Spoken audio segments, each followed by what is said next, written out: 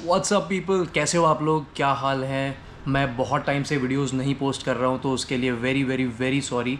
आने वाले 1-2 दिन में मैं आपको बताऊंगा कि मैं क्यों वीडियोस नहीं पोस्ट कर पा रहा था। कोई मेडिकल कंडीशंस थी। मैं लाइव आऊँगा और उसमें मैं आपके सारे क्वेश्चंस आंसर करूँगा। एवरीबडी जिसने मेरे को रिकवरी विश करी थी, thank you so much guys. आज का वीडियो बहुत स्पेशल होने वाला है। थंबनेल देख के आपको पता लग ही गया होगा कि मैंने एक नई गाड़ी खरीदने का मूड बनाया है।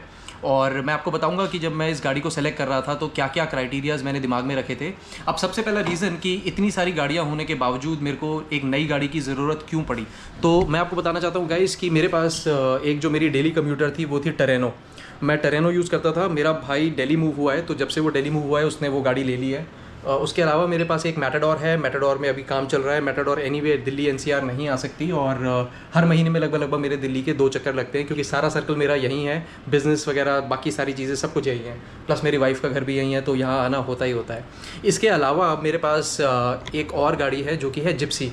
जिप्सी के 10 साल हो चुके हैं, उसमें डीजल इंजन है। 10 साल हो चुके हैं, तो वो भी दिल्ली एनसीआर नहीं आ सकती है।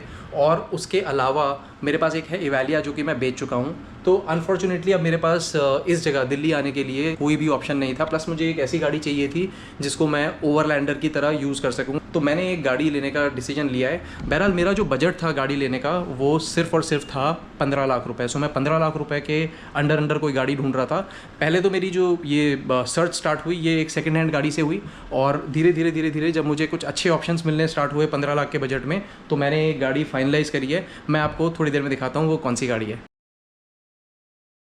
एक बार कैमरा ऑन किया, आप बोलना क्या क्या बोल रहे हैं। कैमरा ऑन क्या किया? मैं आपको सिंपल बात बोल रही हूँ कि एक गाड़ी तो होनी चाहिए ना, जो हम जिसमें दिल्ली घूम सके, इधर उधर जा सके।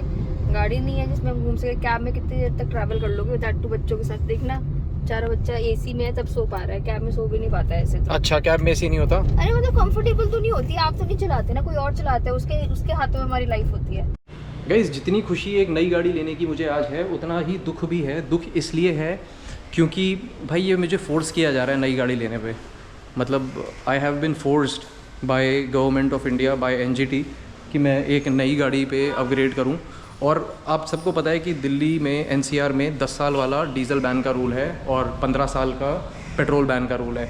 अब मैं एक छोटा सा सवाल पूछना चाहता हूँ, क्या गाड़ी पोल्यूशन करती है या गाड़ी का इंजन पोल्यूशन करता है? नंबर 1। एंड नंबर 2, क्या दुबई में जैसा होता है कि आप एक गाड़ी को स्पेसिफिक किलोमीटर्स तक चलाने के बाद अपना इंजन चेंज करा देते हो, क्या इंडिया में ये ऑप्शन नहीं हो सकता?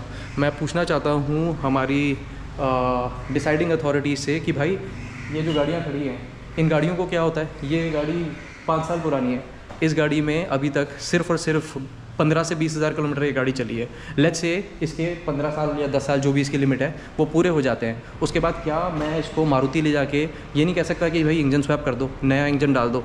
भाई जो पोल्यूशन है वो तो इंजन से हो रहा है ना। और वैसे तो मुझे नहीं पता कि कितना परसेंटेज का डिफरेंस है BS4 और BS 6.2 में, बट पता कर लूँगा मैं। बट सबसे जो चुभने वाली चीज़ है वो ये है कि इन गाड़ियों को, किसी भी गाड़ी को ना यार, अगर आप तमीज़ से चलाओ कुछ नहीं होता 10-15 साल, ठीक है, बॉडी को कुछ नहीं होता। सिर्फ अगर आप कहते हो कि जी पोल्यूशन इसका ज़्यादा है, तो भाई इंजन चेंज कर दो ना यार।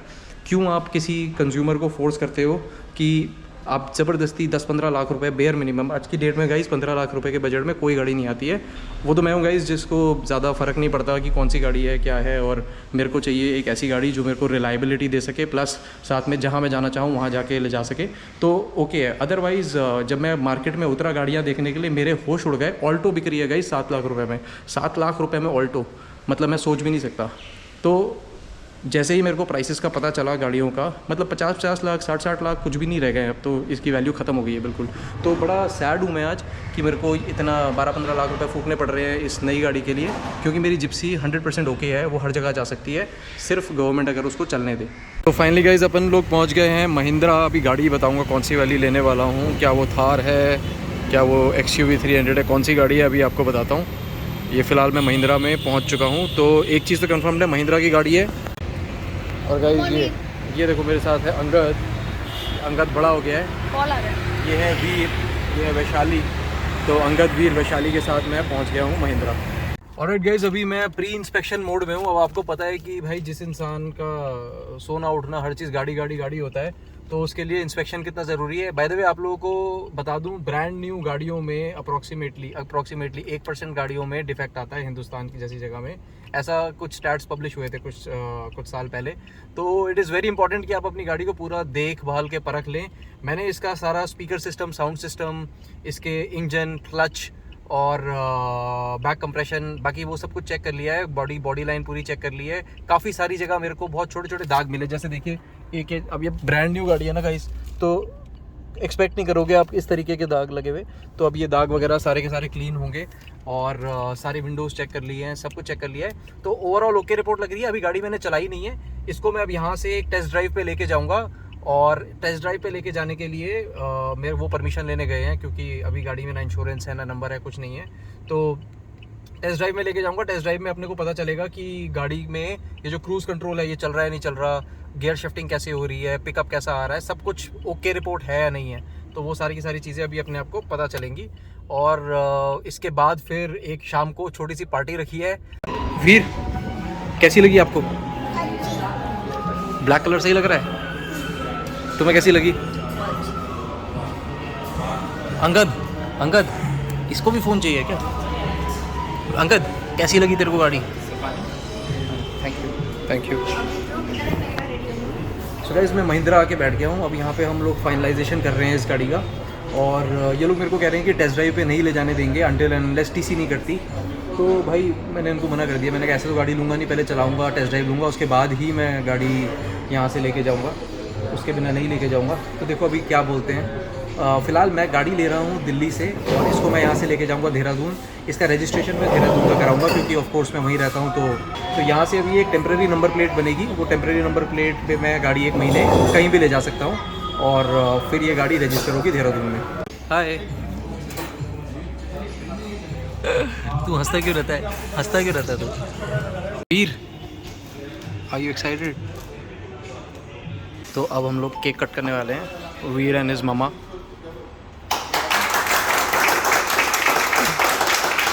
बताओ भाई साहब, ऐसा लग रहा है बर्थडे मना रहे हैं।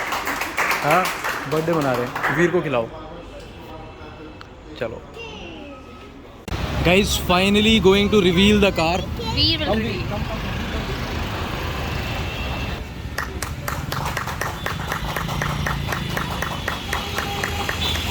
गाइस, फाइनली अपनी Bolero Neo top variant N10 आ चुकी है। टेम्प्रेरी नंबर कट चुका है। अब ये नंबर जाएगा देहरादून में जाके इसका एक परमानेंट नंबर अप्लाई करूँगा। UK 07 की अपनी RC आएगी, क्योंकि UK 07 की जो RC है वो 15 साल की आती है, दिल्ली की जो RC आती है वो 10 साल की आती है। तो ये एक रीज़न था दिल्ली से ना लेके UK से लेने का। अब बस यहाँ से जा रहा हूँ एक छोटी सी पार्टी में जो मैंने थ्रो करी है इस गाड़ी के आने की खुशी में। आई होप आप लोग भी शरीफ हो पाते मेरी खुशी में। बट एनीवे, जब भी हम मिलेंगे हम पार्टी ज़रूर करेंगे। Hi Angad, are you happy Angad? चलो, सो फाइनली गाड़ी मिल गई है। अब गाड़ी लेके मैं निकल गया हूँ और अब जा रहे हैं घर की तरफ। फिर उसके बाद जाएंगे पार्टी करने। वीर, आपको कैसा लग रहा है इस कार में बैठ के? अच्छा, कैसा? कुछ तो बताओ वीर इसके बारे में, कैसा लग रहा है? बट इस ट्रैफिक में मुझे ये लगता है कि दुख ना जाए पहले दिन गाड़ी। बट कार कैसी लगी है आपको? अच्छी। यार इस सेगमेंट में ना इतने कम पैसों में सिर्फ एकमात्र यही गाड़ी थी जो थोड़ा सा मैनली सा फील कराती है। एक तो ये थी और एक बोलेरो, बस यही 2 गाड़ियाँ थी। बाकी जितनी भी गाड़ियाँ थी वो थोड़ा मेरे को ना उसमें वो फील नहीं आ रहा था कि इसको तोड़ फोड़ सकते हैं, इसको कुछ भी मतलब तोड़ फोड़ने का मतलब है कि आप रफ रोड पे चलाओ, आप इसको कॉन्फिडेंटली कहीं भी लेके चले जाओ। वो वाला फील मेरे को और किसी गाड़ी में नहीं आ रहा था। बड़ी सारी गाड़ियाँ थी इस सेगमेंट में। मैं आपको पूरा कंपैरिजन बताऊंगा हर गाड़ी का जो मैंने देखी थी इसको फाइनल करने से पहले। तो भाई अब हम लोग पहुंच गए हैं वैशाली के घर में। अब यहाँ के लोगों का रिएक्शन देखना है। यहाँ पे लोग ज़्यादा एक्साइटेड हो जाते हैं हर चीज़ को देख के ज़्यादा खुश हो जाते हैं।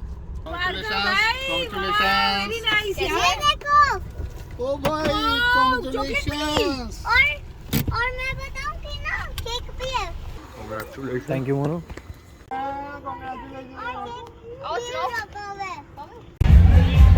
चलो गाइस, फाइनली पहुंच गए गाड़ी की पार्टी वार्टी करने। नीचे रघबीर को दिया। ये सारा अपना वैशाली की फैमिली है।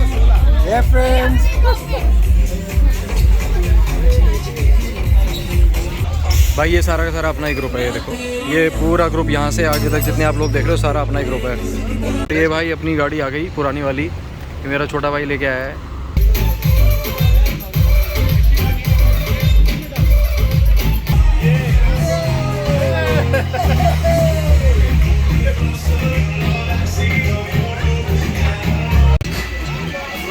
और वैशाली कैसा लग रहा है तुम्हें? फ्रंट क्या होना चाहिए? फ्रंट नहीं, ये front. Good morning guys, very very good morning. मैं दिल्ली से निकल गया हूँ, देहरादून की तरफ बढ़ रहा हूँ और फ़िलहाल मैं मेरठ के कहीं आसपास हूँ। पहला टोल क्रॉस किया है। ये लोग अभी भी गाड़ी में सो रहे हैं। This is next morning. फ़िलहाल मैं गाड़ी से उतरा हूँ ये सब उतारने के लिए। यार ये जो है ना, ये इरिटेट कर रहे हैं मेरे को गाड़ी चलाते हुए। ये जो जितनी भी रिबन्स हैं, ये दिखने में तो बड़ी अच्छी लगती है जब आप एक नई गाड़ी लेते हो, पर ये बहुत इरिटेट करती है। तो ये मैं सारे उतार रहा हूँ। बार बार मेरा ना ध्यान ये डिस्ट्रैक्ट कर रहे हैं, मतलब बार बार मेरा ध्यान इन रिबन्स की तरफ जा रहा है। तो finally taking the ribbons off. ओ ये वाला तो अपने आप ही उड़ गया, चलो कोई नहीं। तो टेकिंग द रिबन्स ऑफ। और गाड़ी के अंदर के हालचाल अगर दिखाऊं तो ये है वीर सो रहा है, वैशाली अरे वैशाली उठी हुई है, ये भी सो रहा है, ये भी सो रहा है। चलो तो फ़िलहाल अब आगे बढ़ना स्टार्ट करेंगे। और गाइज़ अब अगला ब्रेक लूँगा मैकडॉनल्ड्स पे पहुँच के कुछ खाऊंगा पीऊँगा एंड देन उसके बाद पहुँचेंगे देहरादून। भाइयों गजब की गाड़ी है यार ये देखो एवरेज देखो कितना निकल रहा है। 25.7 का एवरेज दे रही है। 156 किलोमीटर हम लोग चल चुके हैं टोटल जब से ये गाड़ी मैन्युफैक्चर हुई है, जिसमें से 30 किलोमीटर महिंद्रा में चली थी और उसके बाद का मैंने चलाया है। अभी फ़िलहाल का एवरेज आ रहा है अपना 25.7 का। देखिए ये कब तक मेंटेन रहता है। और ये है मेरठ के आसपास कहीं से हम लोग निकल रहे हैं अभी बाहर। Good morning. चलो गाइस मैकडॉनल्ड्स में पहुंच गए हैं, तो कुछ खाएंगे पिएंगे अब यहाँ से। इसके बाद देहरादून का सफ़र चालू करेंगे। Veer get up. Angad, Pupu, hello, hi. Veer वो मम्मा बता देगी। You stay with your brother. Sit down Veer. तेरे चेहरे से देख के पता लगता है तू कितना खतरनाक होने वाला है। भाई थूकता क्यों रहता है, पागल है?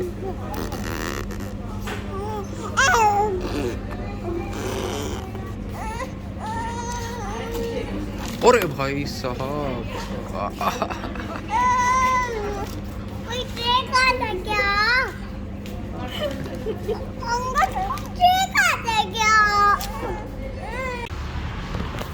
तो व्हाट्सअप गाइस, देहरादून पहुंच गया हूँ।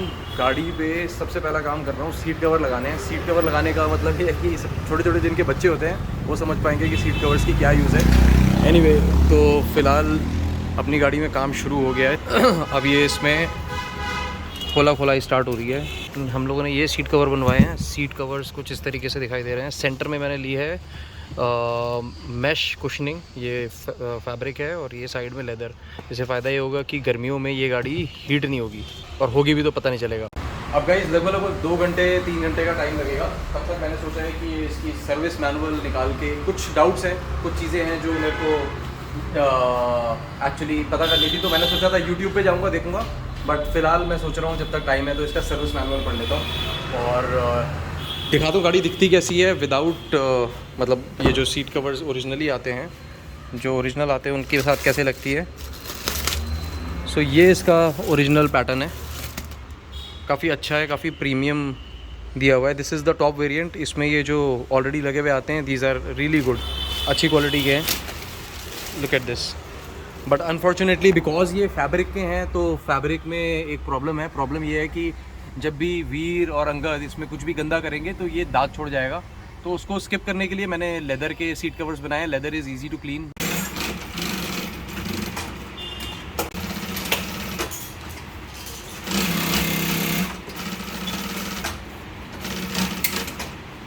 भाई अपना सीट कवर का काम लगभग हो गया है। लगभग हो गया। कुछ इस तरीके का लुक एंड फील आया है सीट कवर के बाद। पिछली सीट्स भी दिखाता हूँ। तो ये रही पिछली seat. This is the rear seat, कुछ इस तरीके से दिखाई दे रही है। ओवरऑल डिसेंट सी फिनिश आई है। मैंने ना बकेट सीट नहीं ली है। बकेट सीट लेने में मेरे को थोड़ा दुख होता कि मैं छेद करवा रहा हूँ और एग्जिस्टिंग सीटों पे, तो इसलिए बकेट नहीं ली है। रेगुलर सीट कवर लिए हैं क्योंकि छोटे बच्चों के साथ ना साल 1.5 साल 2 साल में रिप्लेस करना पड़ता है, इतने गंदे हो जाते हैं। सो अब अगला काम इसमें चल रहा है स्टीयरिंग की रैपिंग। तो ये स्टीयरिंग रैप हो रहा है। इसकी कोई ज़रूरत थी नहीं बट फिर भी ऐसे ही करा लिया। So guys finally steering cover भी लग गया। कुछ इस तरीके की फिनिश आई है। ओवरऑल ये रहा स्टीयरिंग कवर और ये रहे seat covers. Final step guys, अब ये अपने बैक रेस्ट लगने स्टार्ट हो गए हैं।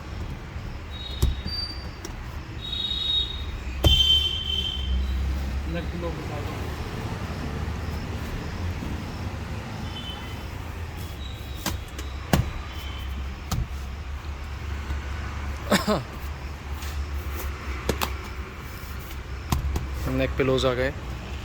सो गाइज़ मैं आ गया हूँ अपनी फेवरेट शॉप पे देहरादून में, और अपनी गाड़ी की पहली वॉश आज होने वाली है। फर्स्ट वॉश में मैं सोच रहा हूँ शैम्पू वैम्पू कुछ नहीं लगाऊंगा और सिर्फ पानी से वॉश करेंगे और एक वैक्यूम मार देंगे। अब ये देखो गाइस, सीट कवर के बाद क्या बढ़िया लग रही है। इस गाड़ी का एक पूरा रिव्यू बनाऊंगा। ये देखो सीट कवर लगने के बाद क्या ही बढ़िया लुक आ रहा है। और ये बकेट फिटिंग नहीं है, ये रेगुलर फिटिंग है, फिर भी भाई ने काम अच्छा करके दिया है, तो ओवरऑल अच्छी लग रही है। सो वाइल आप देख रहे हो कि मेरी नई गाड़ी में भाई क्या सुंदर लग रही है। नई गाड़ी में बिल्कुल वॉशिंग हो रही है, सब कुछ हो रहा है, और अभी तो वैक्यूम चल रहा है, फिर वॉशिंग हो गया। ये मेरी जिप्सी भी यहीं खड़ी है। भाई जिप्सी में हुआ क्या है कि सीट्स में ना फंगस जैसा कुछ आ गया है यार। मैं पिछले 2 महीने से बाहर था। 2 महीने से यहाँ पे देहरादून में बड़ा नमी वाला मौसम है, और ये देहरादून की एक बहुत ही बड़ी प्रॉब्लम है। यहाँ पे जो गाड़ियाँ बेसमेंट में खड़ी होती हैं नमी वाले एरिया में, उनमें एक फंगस या मोल्ड जैसा कुछ आ जाता है। तो अब ये पूरा एक केमिकल ट्रीटमेंट होगा सारी सीट्स का। केमिकल ट्रीटमेंट के बाद बेसिकली ये सारा, और मैं तो सोच रहा हूँ इसके भी सीट कवर चेंज करा दूँ यार, क्योंकि अल्टीमेटली ना यार मन सा नहीं मान रहा कि फंगस लगी हुई गाड़ी में बैठने का। तो मैं सोच रहा हूँ सारी कारपेटिंग चेंज कर दूँ नीचे की, और पूरे इसके सीट कवर्स चेंज कर दूँ। अब ये वैक्यूम स्टार्ट हो गया। निकाल ही लो ना, मैट को निकाल दो बाहर, मैट्स को बाहर निकाल के साफ़ करना। तो अब ये वैक्यूम मारना स्टार्ट हो गया है। ज़रूरत थी नहीं, वैसे ज़रूरत थी नहीं, बट फिर भी नई गाड़ी होती है, बंदा सोचता है बिल्कुल जितना चमका के रख सकूँ उतना चमका के रखूँ। अब एक सजेशन चाहिए आप लोगों से गाइस।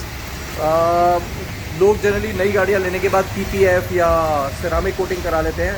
मुझे इसके बारे में ज़्यादा आइडिया नहीं है, तो आप लोग मुझे प्लीज़ गाइड करो कि सिरामिक कोटिंग या PPF करा के कोई फ़ायदा है, या फिर मैं सोच रहा हूँ पूरी गाड़ी को मैट कलर में रैप करा दूँ, ब्लैक मैट कलर में रैप करा दूँ।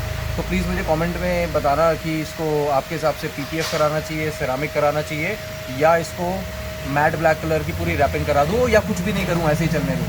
तो प्लीज़ मुझे कमेंट करके ज़रूर बताना गाइस।